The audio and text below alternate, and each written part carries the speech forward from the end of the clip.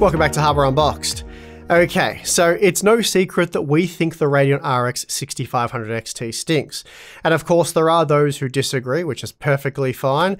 And some of them are even willing to go as far as recommend the 6500 XT. Now, I've heard all the arguments for why most reviewers were wrong, and to be honest, none of them are particularly compelling in my opinion. So at this point, I've pretty well said everything I feel I want to, or perhaps need to say about the 6500 XT. And to get up to speed, if you're not already, get the full picture, then make sure you've watched our in-depth day one review, which highlights its weaknesses along with its strengths, or perhaps not really strengths, but rather just where it kind of works as expected. And then Tim and I had a 40-minute discussion where we summed up everything, I think, quite well, and many of you who watched that video seemed to agree. So why are we here then? Well, one argument I've seen tossed around quite a bit by those defending the 6500 XT is that reviewers tested it incorrectly. You see, they believe this make-do type offering, a placeholder if you will, isn't designed to play games using quality settings other 4GB cards like the RX 580, 5500 XT or GTX 1650 Super can handle, but rather use lower quality settings where they claim it shines, providing high frame rates and better performance than those older second-hand options. If you're like me, you might find that argument a bit bizarre, and for a few reasons. Firstly, if it's a make-do solution, it's a very expensive one at around $270 US. Yeah, some models briefly sold at the $200 US MSRP, but as expected, that was very short-lived. And for now, at least, the vast majority of you are faced with having to spend at least $260 US. So those of you with a working graphics card that was purchased in the last 5 years really should have no interest in the 6500 XT. And that's because in most instances, it would prove to be a downgrade. And that's particularly true if you have anything better than, say, an RX 470. And that means that the 6500 XT is either for those of you who have a seriously old graphics card and for some reason have waited until now, the worst point in history to upgrade, or your graphics card has died. Or I guess the third option, you don't have any existing hardware and are looking at building a new PC. So already, I have to say, given those qualifiers, it's hard to say the 6500 XT is a good product. If you need to dial down the use cases that heavily to justify its existence, you're off to a bad start.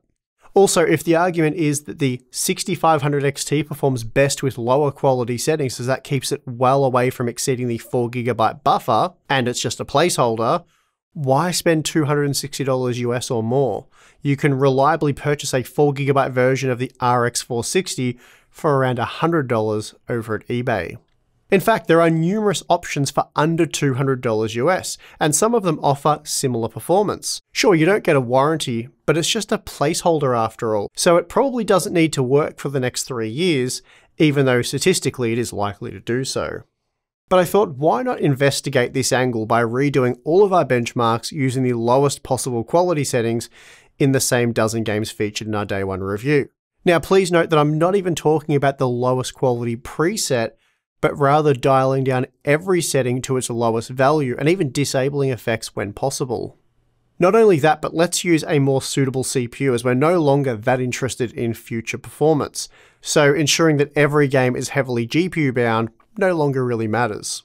For this, I've gone with the Ryzen 5 5600G, which is limited to PCIe 3.0, but at least the on-die GPU can support hardware encoding. Still, the 5600G is a decent processor, so I don't expect we're going to be CPU bound in many situations, even at 1080p using the lowest quality possible settings. Okay, so let's go take a look at that. Starting with Assassin's Creed Valhalla using the lowest possible quality settings at 1080p, the 6500 XT rendered just 76 FPS on average, whereas previously, using the medium quality preset, it managed 67 FPS using PCIe 4.0 or 61 FPS with PCIe 3.0, and that's with the Ryzen 9 5950X. In that previous testing using PCIe 4.0, it did manage to match the 5500 XT and GTX 1650 Super, and we see here with lesser quality settings, it manages to achieve that again, but this time using PCIe 3.0. Still, if you're only after a make-do solution that's capable of around 60 FPS, the GTX 1063GB, which can be regularly had for under $200, with an average sale price of $186 over the past week, it was good for 66 FPS. Alternatively, the 4GB 5500 XT, that's coming in at the moment with an average sale price of $285, and again, that was observed over the previous week at eBay, and it delivers the same performance using the lowest quality preset, but is over 10% faster when using the medium quality preset in a PCIe 3.0 system. So it is clearly a more flexible product that will likely age better and maintain a stronger resale value. Next, we have Shadow of the Tomb Raider, and with the lowest quality settings, the 6500 XT was good for 153 FPS on average, and again, that's the same performance you'll receive from the 1650 Super and 5500 XT, so it's hardly moving the needle forward. Also, if you just want to be able to play a game like this, the RX 570 will allow for over 100 FPS at a much lower price. Or for around $100, so almost 3 times less, the RX 460 can deliver a 60 FPS experience. It's also worth noting that with the Ryzen 5 5600G, the 5500 XT and GTX 1650 Super can still deliver 60 FPS using the highest quality preset, while the 6500 XT drops to under 50 FPS, especially for the 1% lows. Watch Dogs Legion comes very close to exceeding the 4GB VRAM buffer, even with the lowest possible quality settings. Even so, the 6500 XT did allow for 73 FPS on average, matching the 5500 XT, while falling short of the GTX 1650 Super by a 12% margin. But again, if all you're after is around 60 FPS, you can achieve that with the RX 570 and 3GB GTX 1060, both of which do cost less. We see that the RX 460, it does fall short here, so it won't be acceptable for those of you chasing 60 FPS, but if you're okay with a console like 30 FPS, then yeah, it does work. Now, many who defended the 6500 XT have pushed it as more of an esports type product where lower quality competitive settings are often used and therefore VRAM capacity is not an issue. But even here, I feel like it makes, well, even less sense. That's because parts like the GTX 1063GB are pushing well above 100 FPS and are perfectly suited for high refresh rate gaming. Even the RX 460 averaged around 100 FPS, which is certainly very playable performance, even in a competitive setting. F1 2021 is a game that can be enjoyed by both casuals as well as serious gaming enthusiasts, and with the lowest quality settings can be rendered at well over 60 FPS with a lowly RX 460. So it's certainly possible to get into this title with a relatively small investment, even in today's market. It's also possible to enjoy high refresh rate gaming with the GTX 1063GB and RX 570. The 6500 XT did edge out the 1650 Super and 5500 XT under these test conditions, which is a significant difference when compared to what we see with the high quality settings where it was much slower. I was surprised to find that even with the lowest possible quality settings, the 6500 XT still loses out to the RX 580, GTX 1650 Super and 5500 XT in Horizon Zero Dawn with just 73 FPS on average. Basically, the gaming experience with the 6500 XT was really no different to that of the RX 570, 3GB GTX 1060, or even the original GTX 1650. The RX 460 though was a struggle here, and like Watch Dogs Legion, unless you're happy with a 30 FPS experience or playing at a really low resolution, this GPU just isn't suitable. Far Cry 6 is another new game where the 6500 XT really isn't any better than 5 to 6 year old products, delivering comparable performance to that of the RX 580 with the lowest possible quality settings in place. But again, as a make-do type solution, the experience wasn't that different to the RX 570, which averaged 72 FPS. The GTX 1063GB did suck a bit here with inconsistent performance, as we are running over 3GB, even with the lowest quality settings at 1080p. Doom Eternal was previously horrible on the 6500 XT using the medium quality texture pool setting, but lowering everything to its lowest value does result in some decent performance, albeit slightly less than what you receive from the RX 580, GTX 1650 Super and 5500 XT. But again, Doom is a game that you can genuinely enjoy quite easily with anything over 60 FPS. So for those of you looking at a make-do type solution to play Doom, the RX 460 works well, or the RX 570 works really well. Our previous Resident Evil Village testing used the medium quality preset labeled balanced quality, and the 6500 XT was terrible under those test conditions, only matching the RX 570 using PCIe 4.0, with 75 FPS, or the GTX 1650 when using PCIe 3.0 with just 64 FPS. And while both of those results did enable playable performance, parts like the GTX 1650 Super and 5500 XT were good for 90 FPS. But that was with the 5950X, and here we do appear to be a bit more CPU limited.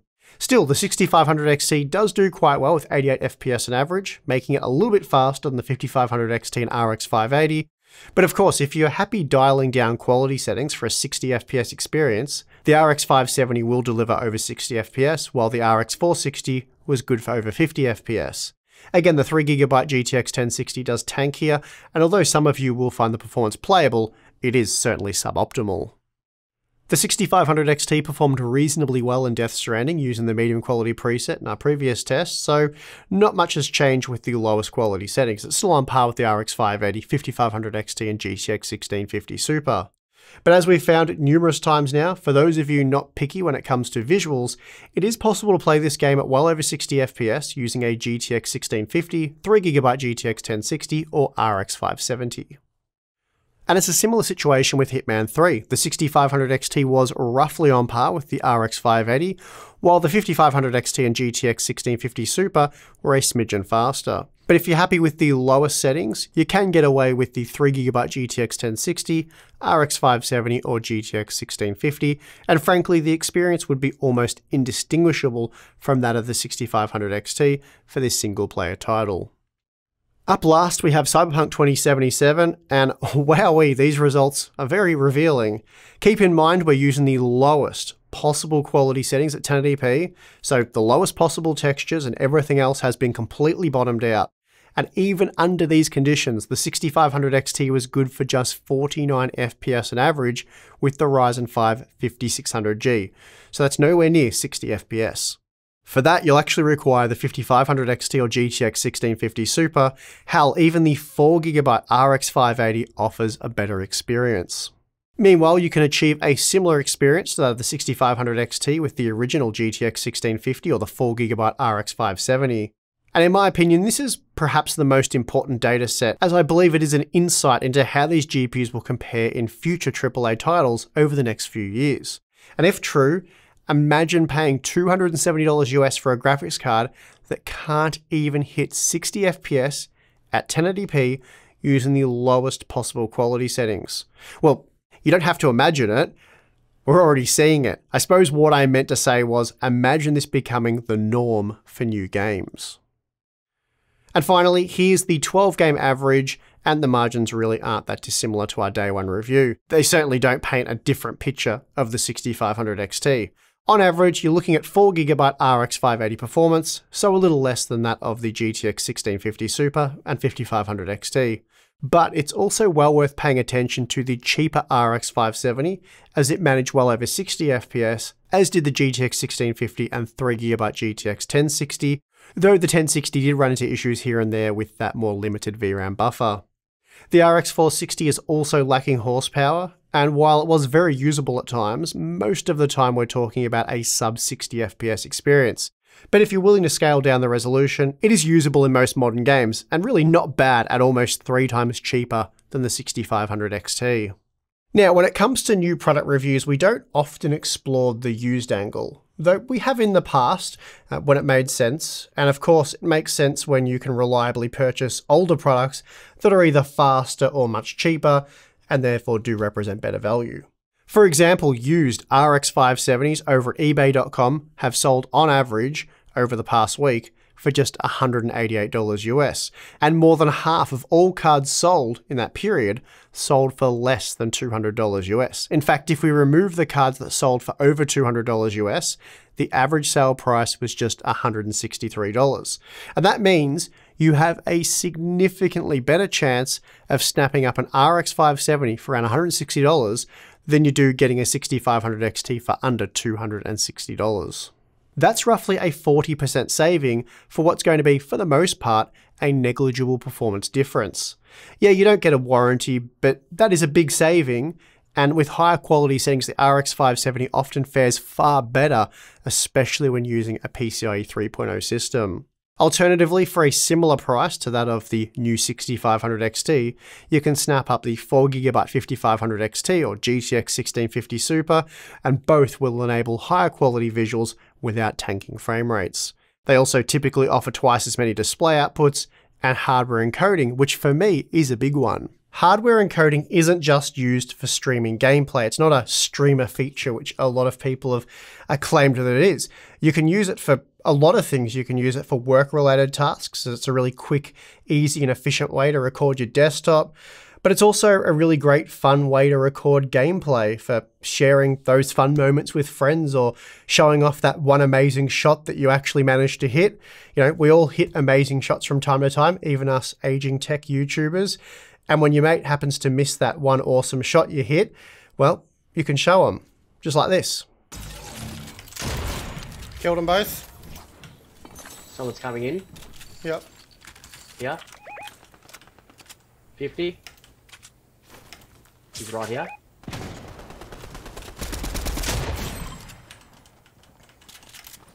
Did you happen to see that shot? No, it's not, bro. Or, you know, that time where you were swinging around a tree with the Spider-Man web shooters looking for the final duo when you realized they were hiding in a bush just below you. So you swooped down there, took them out, and won the game, leaving your teammate confused as to what just happened. Oh, sick. There's someone below me. Oh, I shot him. What just happened? I'm so confused. What just happened? Oh, you've got to see the replay. So it's kind of neat and something I personally enjoy having. But those features aside, let's get back to general performance.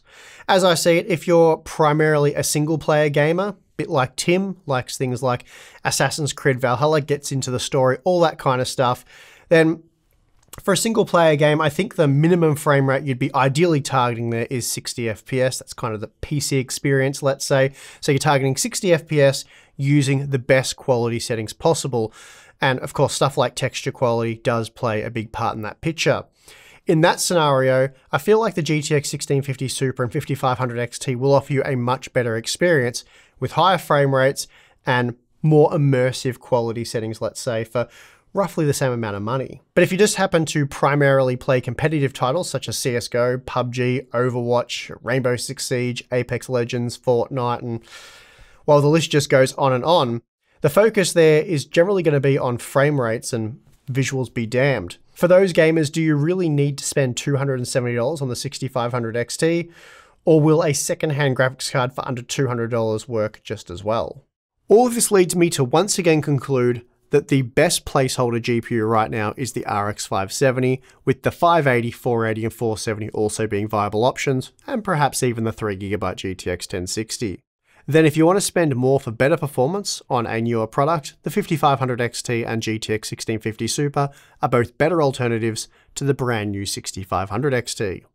So, as I said in my day one 6500 XT review, unless you can source this product for or very near the $200 US MSRP, there are simply better options already available. And as Tim and myself discussed recently, simply existing and servicing a price point that no other brand new product is, doesn't make the 6500 XT a good product, it just makes it the only product available, and unfortunately, objectively, it's just not a very good one.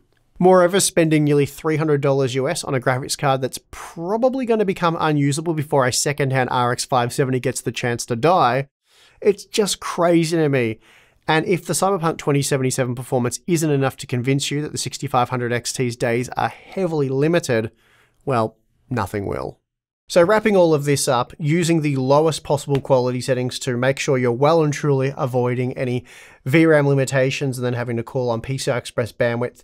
In the 12 games that we used to review the 6500 XT originally, it doesn't make it a more attractive product. All it does is highlight the usability of much cheaper secondhand options, especially for those of you playing, let's say, esports type games. And with that, this surely has to be the last 6500 XT content piece we produce for at least a year. Though I have to admit, I am looking very forward to revisiting this dumpster fire with future games. It's going to be very interesting to see if the Cyberpunk 2077 results that we're seeing now become the norm for 6500 XT owners. I suspect they will, but maybe we'll be wrong. Anyway, if you enjoyed this video, do hit the like button, subscribe for more content. Probably not 6500 XT related content, but we do have a lot of other stuff coming up on the channel, so you're not going to want to miss that. Also, Floatplane Patreon, if you want to become a Hardware Unboxed community member, get access to monthly live streams, Discord server, Q&As, behind the scenes content, a lot of cool stuff there. So yeah, make sure you check that out. And that is going to do it for this one. Thank you for watching. I'm your host, Steve. See you again next time.